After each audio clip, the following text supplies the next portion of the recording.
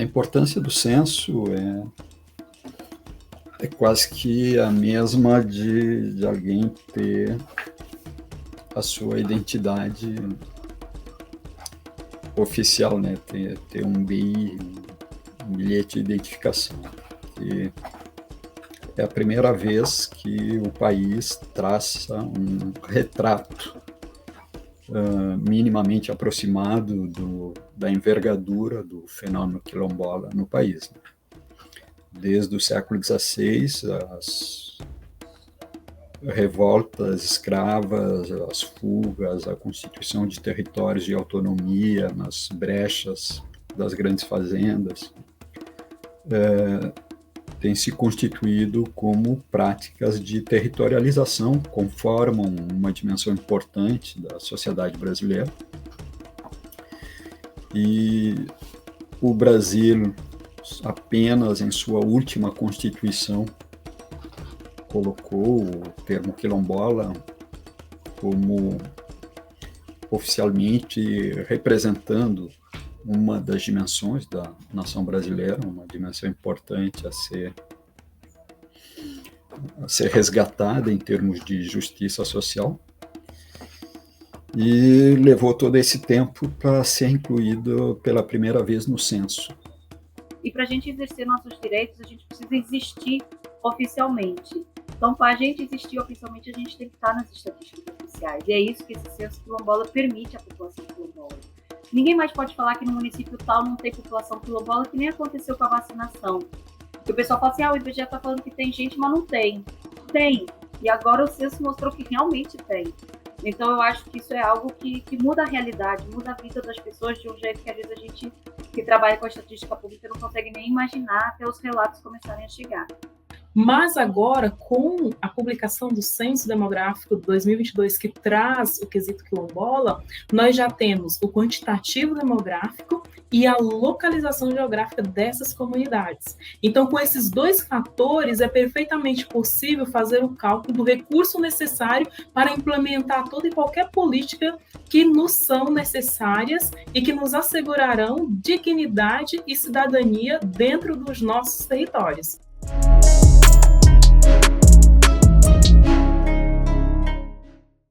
Bem, o Censo Demográfico Quilombola, ele traz pela primeira vez o dado oficial da demografia da população quilombola brasileira. Desde o período de quando se traziam as pessoas de África para serem escravizadas no Brasil, houve apenas estimativa do número de pessoas, né? Estima-se 4 milhões de pessoas africanas que foram submetidas à escravidão legal no Brasil. Passado esse período, quando acontece no processo de escravidão legal a formação dos quilombos, que é quando as pessoas elas não conseguem se adaptar, ninguém adapta, né? Mas as pessoas fogem daquele contexto de escravidão e formam os quilombos. Desde então, a gente não tem dados oficiais de quantas pessoas se constituíram comunidades nesse processo. E os quilombos, os quilombolas e os quilombos, eles diferem da população afrodescendente no geral, porque os quilombos, eles são formados ainda no período de escravização. Então, a gente tem a população quilombola que ainda vivem nos quilombos e tem a população afrodescendente que se forma comunidade depois da dita abolição, depois de maio de 1888. Então, essa população afrodescendente que não está no quilombo, ela se constitui com outros modos de vida, geralmente em áreas urbanas. E os quilombos, eles ainda continuam resistindo, ainda há muitas pessoas que vivem nos mesmos moldes em que se constituíram lá no século XIX, no século XVIII.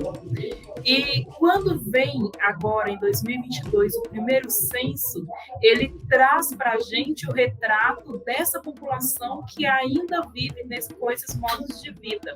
E é também o reconhecimento do Estado brasileiro quanto à existência desses povos.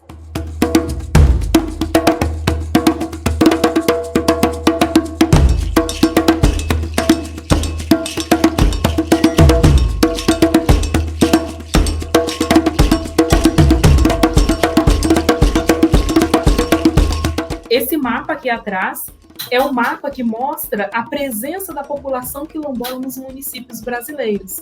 Então, a gente tem aqui a região Nordeste, que tem uma população expressiva quilombola, e depois nós temos a Amazônia Legal, aqui dá para ver, que concentra a segunda maior população quilombola do Brasil, atrás apenas da região Nordeste. Então, se nós pegarmos os estados da região Nordeste, o estado de Minas Gerais, nós temos mais de 60% da população quilombola brasileira. Mas, ainda assim, foi possível identificar que essa população ela está em 24 dos 27 estados federados do Brasil. E em 1696, municípios brasileiros. Isso representa mais do que 30% dos municípios brasileiros. E com essa metodologia de identificar as localidades, de aplicar o questionário, nós conseguimos já trazer aí um quantitativo de 1.327.802 pessoas que se autodeclararam quilombola no censo 2022. Esse é o primeiro retrato, né, mais próximo, mais fidedigno da população brasileira quilombola, que se autodeclara quilombola.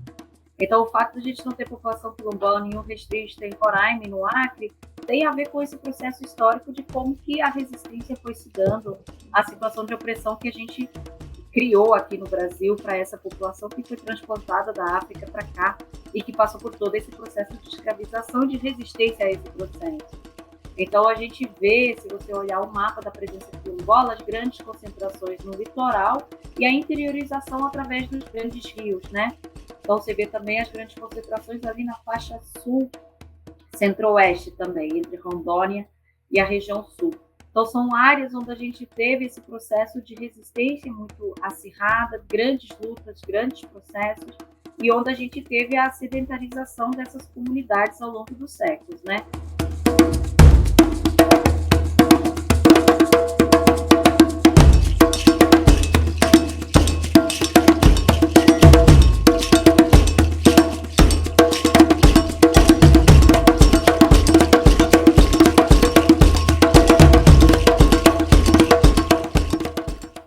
Tendo essa dimensão da envergadura do fenômeno, numa primeira aproximação, ainda incompleta, é possível que as políticas públicas sejam desenhadas de uma forma mais próxima das exigências de uma realidade que passa a se conhecer melhor. Então, é fundamental para a elaboração de políticas públicas específicas para esse segmento. É fundamental para que os quilombolas possam ter uma dimensão de seu processo e dos desafios de uma organização a nível nacional, do envolvimento de um número significativo de comunidades quilombolas no mesmo processo de articulação política que pode pressionar por políticas públicas. E é importante enquanto um redesenho da imagem do país. Lá fora, a partir desse censo, se passa a saber que essa é uma nação que tem um componente étnico importante, que são das comunidades quilombolas, né, das comunidades indígenas, das demais etnias que conformam a nação. Os livros didáticos não falam bem da gente, né? Pouco se fala. E, por exemplo, na minha época de estudo, isso há 20 anos atrás, quando eu estava ainda no ensino fundamental, nós tínhamos ali uma leitura nos livros didáticos de que os quilombos, a formação dos quilombos, ela encerra com o massacre de Palmares. Então, se fala de quilombos até quando diz sobre o massacre de Palmares. E, a partir dessa leitura, daquilo que se colocam para a gente como história do Brasil, a impressão era que não existiam mais quilombos, mas pessoas quilombolas em todo o Brasil. E com essa leitura, isso contribui para que a maioria da população brasileira desconheça sobre as populações quilombolas, sobre seus modos de vida e principalmente sobre a importância dos quilombolas e dos quilombos para a mitigação dos efeitos das mudanças climáticas. Por quê? Nós estamos em todos os biomas do país e as áreas das vegetações nativas que restam de cada bioma estão justamente dentro dos nossos territórios. Entretanto, sem os nossos territórios demarcados, nós somos alvos constantes de mega empreendimentos que se instalam no campo brasileiro, seja de ordem de mineração, de hidrelétricas, de energia eólica, de energia solar, de empreendimentos imobiliários. O próprio Estado brasileiro, por meio da Marinha, por meio de força da aeronáutica, como é o caso do território de Alcântara, por força do Exército também, se empreitam sobre os nossos territórios. Então, se o nosso território está demarcado, se o Estado brasileiro reconhecer a área do nosso território, que é o que acontece com mais de 90%, mais de 80% dos nossos territórios, onde estamos atualmente, nós não conseguimos garantir a preservação ambiental.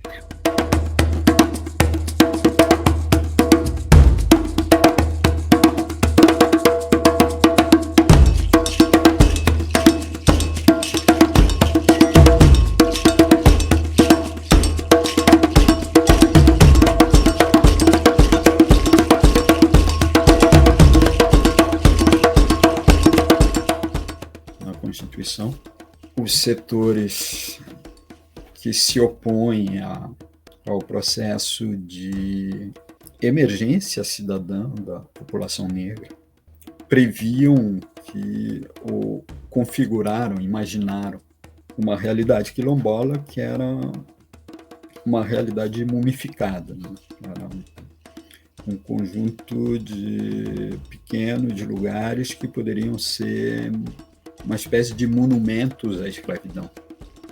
Não visualizaram o fenômeno quilombola e resistem a ver o fenômeno quilombola como uma dimensão étnica do país, né? Uma dimensão presente, atual, e não um processo e foi lido, continua sendo lido. No Rio Grande do Sul nós temos processos de demanda por regularização de territórios quilombolas que entravam na justiça, né, em que nós percebemos que há da parte dos operadores da justiça, com frequência, uma concepção petrificada e monumentalizante do que sejam as comunidades remanescentes de quilombo, como se fossem lugares onde se deveria erguer uma espécie de monumento à escravidão, e não como um conjunto de lugares em que as pessoas resistiram aos processos, tanto da escravidão quanto do racismo posterior, constituindo espaços de territorialização que foram fundamentais para a manutenção de uma diferença em relação ao entorno.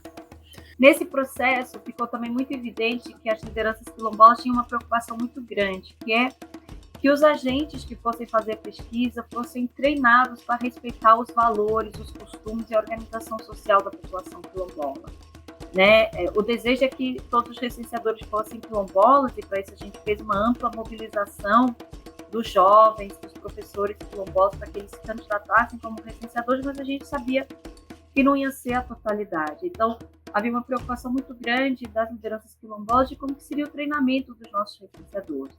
A necessidade de, além das questões técnicas, de usar o aparelho de coleta, de fazer as perguntas de forma correta, que toda a parte de abordagem à liderança, a chegada aos territórios, a conversa com a liderança, explicando o que é o trabalho, o apoio dos guias comunitários fosse repassado para os nossos licenciadores, além de um módulo de valores e costumes que precisavam ser respeitados. Nesse módulo, as lideranças quilombolas gravaram um vídeo sobre como elas esperam que o recenseador se comporte na sua comunidade, o que pode e o que não pode ser feito. Então, havia toda essa preocupação, porque a gente sabe que o pertencimento étnico, para ele ser exaltado, para ele ser informado, ele ocorre numa situação, né? Então, se o entrevistador ele não é respeitoso com o informante, com a liderança, com a entrada no território, a chance do informante se sentir desconfortável, ameaçado, com um senso de não sentir confiança de declarar seu pertencimento é muito grande. Então, havia toda essa preocupação de, além da gente chegar em todo o território, em todas as comunidades quilombolas, todas as localidades quilombolas, de que a gente chegasse de forma respeitosa, respeitando a organização social da população quilombola. Qualquer pessoa que tem dinheiro que se aproxima, acha que é mais dono, que é mais merecedor da área do que nós que já estamos lá, e a maioria dos nossos quilombos são ocupados há mais de século. Então, a gente tem esse desafio também, e isso contribui para a invisibilidade. Então, nós não estávamos até esse dado nos livros didáticos, então não se falavam de nós para as crianças e se tornavam adultos que não sabiam, continuavam sem ter conhecimento sobre nós.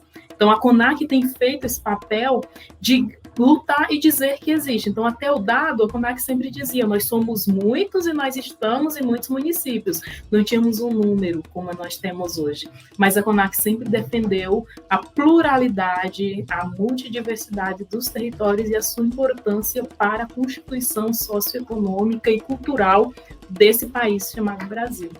As comunidades permaneceram largamente invisíveis até aqui, e consenso elas aportam no cenário das políticas públicas, de modo que as próximas políticas vão ter que necessariamente levar em conta a existência dessas comunidades. Por exemplo, políticas educacionais, em todos os níveis, né? Desde o nível superior,